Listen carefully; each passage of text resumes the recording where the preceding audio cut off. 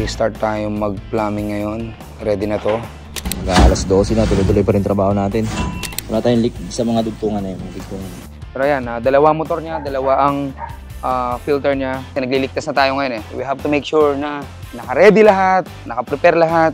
At the same time, we have to make sure na hindi bumababa yung tubig nito bago kayo mag-finishing. Ayoko ng doble-dobleng trabaho. Okay, nandito na tayo ngayon sa final touches natin.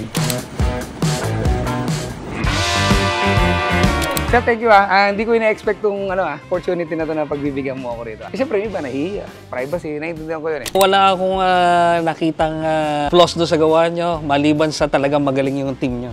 Hindi tama na susugal ka sa isang bagay na hindi mo alam. Dapat humanap ka na eksperto na gagawa. Tama. Napakadali ng system, napakadaling mag-maintain.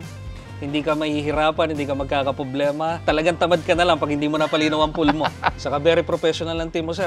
Kahit ating gabi, pwede ka tawagan. Oo naman, sir.